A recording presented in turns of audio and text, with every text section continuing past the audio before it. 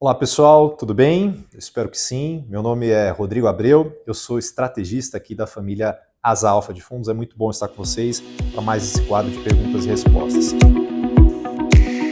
Hoje aqui nós temos duas perguntas e a primeira foi feita pelo Ricardo. O Ricardo pergunta o seguinte: o fundo está alocado em prefixado de curto ou de longo prazo? Ricardo, a tua pergunta é muito boa porque ela vai nos abrir a oportunidade de falar um pouquinho, sobre como que funciona aqui o nosso processo de gestão, como estão construídos e estruturados os fundos, tá?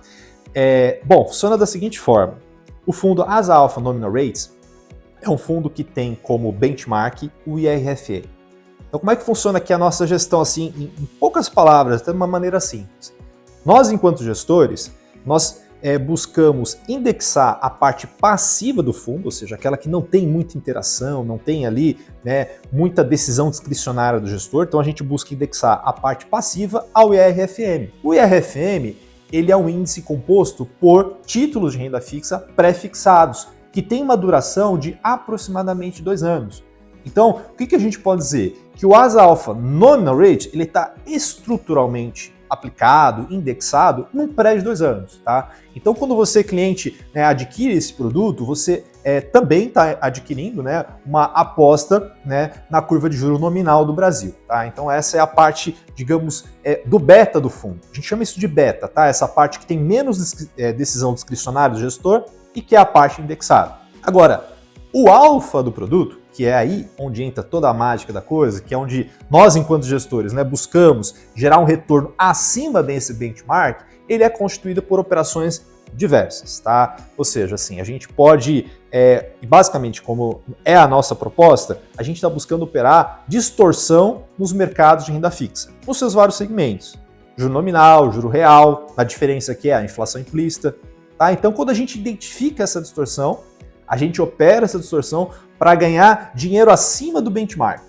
Essa é a parcela da gestão do produto que tem a ver com a decisão discricionária do gestor. Então, o que você pode pensar? Cara, você pode pensar assim, que o fundo tem o beta, e no caso do Asa Nominal, o beta desse fundo está associado ao IRFM, que é o índice pré, então o fundo está estruturalmente aplicado. Mas além do beta, ele tem o alfa, que é toda a nossa busca, o esforço do gestor de gerar um ganho acima do beta. E aí, de maneira análoga, eu diria até paralela a essa, quando a gente pensa no Asa Alpha Real Rates, esse é um fundo que tem a sua parte passiva, a parte indexada, associada ao bench, que é o IMAB.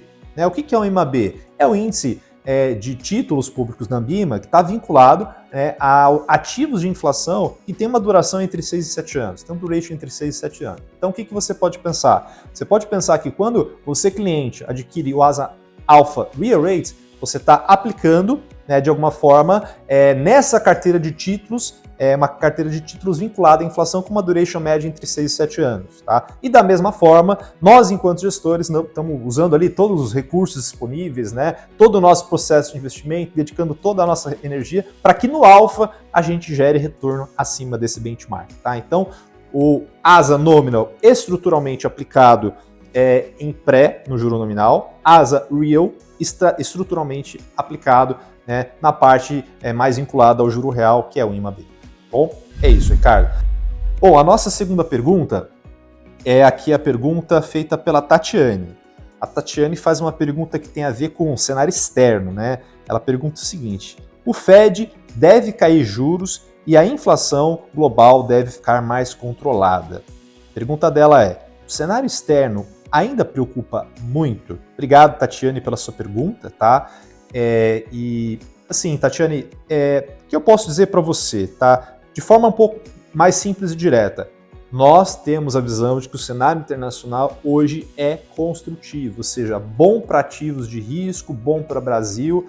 Em outras palavras, o cenário externo ele não é um fator limitante para o mercado de renda fixa local nos seus diversos segmentos. Tá? A gente entende que o mercado externo, inclusive, é um fator positivo que vai ajudar, que vai auxiliar no desempenho desse mercado ao longo do ano. E aí, em cima do que a gente baseia essa opinião? Primeiro, é importante destacar que depois da pandemia, o ciclo assim, das economias ficou muito mais sincronizado. Quer dizer que crescimento aqui no Brasil e nos emergentes está mais perto né, do que é o crescimento ao redor do resto do mundo. A inflação aqui está mais perto do que a inflação nos emergentes e está mais perto do que a inflação no resto do mundo e assim por diante. O que a gente está vendo como assim temas centrais do externo para o ano de 2024? A gente está percebendo que é um ano de desaceleração global, mas é uma desaceleração que não vai evoluir para uma recessão, então isso é importante destacar, só desacelera, descomprime, mas não evolui para um cenário mais negativo de recessão. E com isso, a gente tem uma desinflação global que ela é ampla, disseminada, estrutural, a gente observa isso em vários países, observa nas economias emergentes, nas economias avançadas, está observando aqui localmente também no Brasil.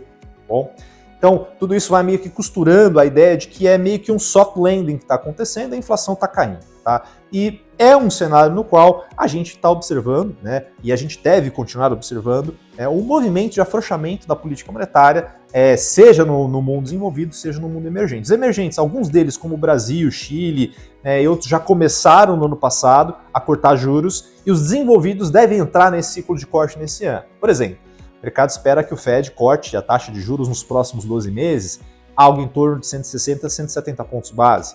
O mercado espera que o Banco Central Europeu corte o juro mais ou menos nessa magnitude, em torno de 150 pontos base ao longo dos próximos 12 meses. Tá? Então os emergentes começaram e os desenvolvidos vão continuar. Então o ambiente de inflação baixa permite que os BCs do mundo entrem em um processo de corte de juros. Então inflação baixa e corte de juros são elementos extremamente importantes para constituírem esse cenário externo benigno que eu acabei de mencionar, um cenário construtivo e que consequentemente favorecem aí os ativos de emergentes e particularmente os ativos de Brasil. No entanto, eu não posso assim terminar de responder a sua pergunta sem fazer uma pequena ressalva, tá? Uma ressalva importante, na verdade. Por quê, Tatiane?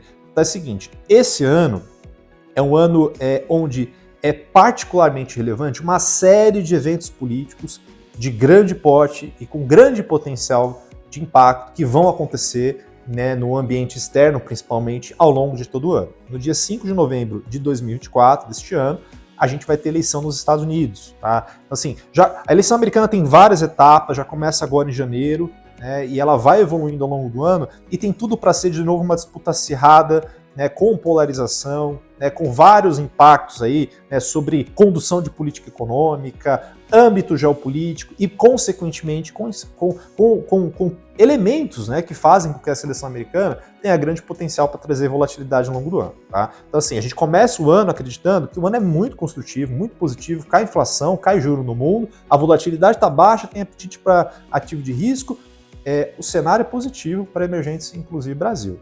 Tá? Mas a nossa ressalva, o nosso porém, é acompanhar os eventos políticos de grande magnitude com destaque para a eleição dos Estados Unidos. Espero ter respondido a sua pergunta. Foi muito bom estar aqui com vocês nesse quadro. Nos encontramos aí em breve respondendo aí eventuais dúvidas, né, que vocês tenham. É muito bom contar com a interação de vocês. Obrigado a todos e até o nosso próximo encontro.